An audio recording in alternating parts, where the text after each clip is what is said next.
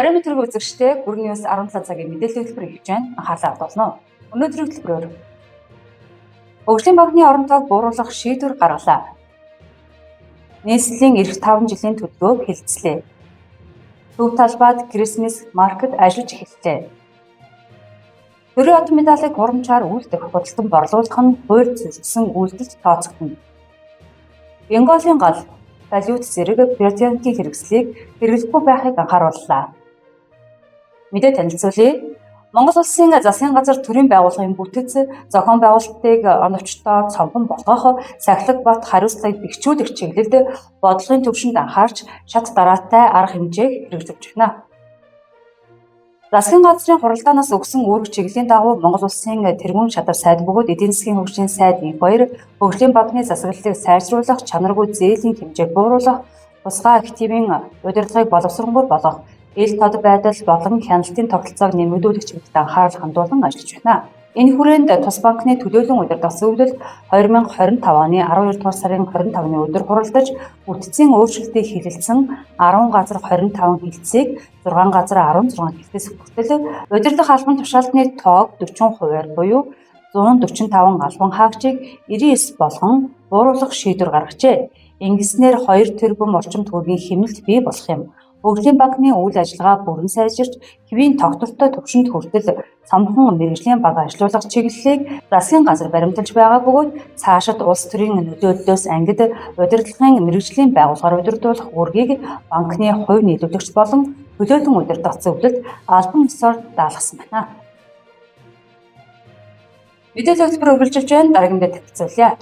Нийслэлийн иргэдийн төлөөлөгчдийн хурлын ээлжид бус эсбэр хуралдаанаар нийслэлийг 2026-аас 2030 онд хөгжүүлэх 5 жилийн хөгжлийн үндсэн чиглэл батлах тухай, нийслэлийн дотоод үнэт цаас гаргах тухай, Улаанбаатар хотын такси үйлчилгээг сайжруулах нь төслийг төр хувийн хвшлийн түншлэлээр хэрэгжүүлэх тухай зэрэг нийт 19 асуудлыг хэлэлцэж байна. Нийслэлийн иргэдийн төлөөлөгчдийн хурлын хуралдаанаар нийслэлийг 2026-аас 2030 онд хөгжүүлэх 5 жилийн үндсэн чиглэл батлах тухай, нийслэлийн дотоод үнэт цаас гаргах тухай, Улаанбаатар хотын такси үйлчилгээг сайжруулах нь төслийг төр хувийн хвшлийн түншлэлээр хэрэгжүүлэх тухай, улс орон нутгийн зэрэгэлдэлтэй болон дагуулс хотуудын эдлбэр газрын хэлх заагийн эргэлтийн цэгийн солилцол талбайн хэмжээг тогтоох тухай, Налах хотын орчин үеийн жишг хорооллын техник эдийн засгийн үндэслэл хэсэгчилсэн ерөнхий төлбөр гаргах тухай, тогтоол хүчингүй болох тухай, 2026 онд ажиллах олон нийтийн цагдаагийн тооны дээд хязгаарыг тогтоох тухай, хувьчлалын жагсаалтаас хасах тухай, хувьцаа шилжүүлэх тухай, нийслэлийн өмчөд хөрөнгө бүртгэх тухай, барилга байгууламжийн балансд шилжүүлэх тухай, нийслэлийн өмчөөс хасаж иргэдэд шилжүүлэх тухай, барилга агталж нийслэлийн өмчийн бүтээлээс хасах тухай, цагаан үйлчилгээний төв орон нутгийн өмчит газрыг байгуулах тухай, хуулийн этгээдийг өөрчлөн батлах тухай, Сэлб 20 минутын хот корпорац компани дүрмд нэмэлт өөрчлөлт оруулах тухай, Улааны 5 дахь станцны дүрмд өөрчлөлт оруулах тухай, төлөөлөн удирдах зөвлөлийн гишүүдийг чөлөөж томдох тухай, хурлын байгууллагын шагналаар шагнах тухай асуудлуудыг хэлцэнэ гэж нийслэлийн иргэдийн төлөөлөгчдийн хурлын хэвлэл мэдээллийн албанаас мэдээллээ. Манай мэдээлэл хэлбэртэй хамт байгаа эрхэм үзэгч та бүхэндээ баярлалаа. Дараагийн мэдээ танилцуулъя. Улаанбаатарын мөнгөн өдөш 2025 шинэ жилийн арга хэмжээг энэ оны 31-ний өдөр төв талбайд зохион байгуулна.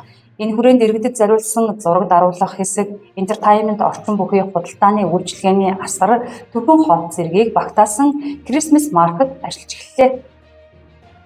Christmas market асрын гадна street food буюу явуулын үйлчилгээний халуун холоор үйлчилж байгаа бол асар дотор шинэ жилийн сүлд мод чимэглэл, халуун уух зүйлс дунд үйлдвэр эрхлэгчдийн гараар хийсэн шинэ жилийн бүтээгдэхүүн борлуулж байна. Мөн өдөр бүр 18-аас 19 цагийн хооронд урлагийн тоглолт зохион байгуулж иргэдийг шинэ жилийн уур амьсгалыг мэдрэх, чөлөөт цагаа сонирхолтой өнгөрүүлэх боломжийг бүрдүүлж байгаа бөгөөд Christmas market өдөр бүр 11-ээс 21 цагийн хооронд ажиллаж байна. Сүүлийн өдрүүдэд цахим орчимд төрийн одон медаль аван зарна гэх утгатай зар мэдээлэл цацагдах болсон. Монгол улсын төрийн одон медаль шагналыг олгох бүрэн эрх нь хуулиар зөвхөн Монгол улсын ерөнхийлөгчд хадгалагддаг бөгөөд эдгээрийг ерөнхийлөгчийн зарилгаар олгодог.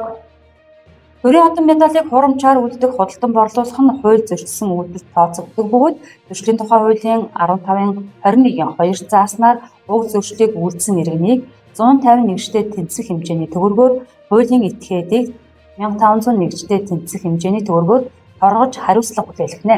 Мөн тус хуулийн 15-21-ийн 1-т зааснаар улсын цол одон медалаар шагнагдаагүй этгээд цолны тэмдэг одон медалыг зүүлсэн тохиолдолд 51-д тэнцэх хэмжээний төгрөгөөр торгох ял оногдуулна. Иймд иргэдийг төрийн одон медаль аван зарна гэх зар мэдээлэлд автахгүй байх, төрийн одон медальтай холбоотой альва хууль бус үйлдэлд оролцохгүй байхыг цагдаагийн байгууллагаас анхааруулж байна. Мэдээллийн хэлбэр үргэлжилж байна. Дараагийн мэдээ танилцуулъя. Пиротехникийн хэрэгслийг зөвшөөрлгүй худалд авах хэрэглэхийг хориглох, аюулгүй байдлыг хангах чиглэлээр холбогдох мэргэжлийн байгууллага анхааран ажиллаж, иргэдийг гар дээрээс салют, бенголын ганц зэрэг пиротехникийн хэрэгслийг худалдаж авахгүй байх, дээрх зүйлсийг зөвшөөрөл бүхий байгууллагаас худалдан авсан бол заавар санамжийг чанд мөрдөхийг анхааруулж байна. Пиротехникийн хэрэгслийг зөвшөөрлгүй худалдах, хэрэглэхийг хориглох, аюулгүй байдлыг хангах нь иргэдийн аюулгүй байдал, орон байр, ахуйн орчинд учруулах эрсдлийг бууруулах зорилготой бөгөөд онцгой баяр тэмдэглэлд өдөртөө зориулж хуулийн хүрээнд хэрэглэх журмтай юм.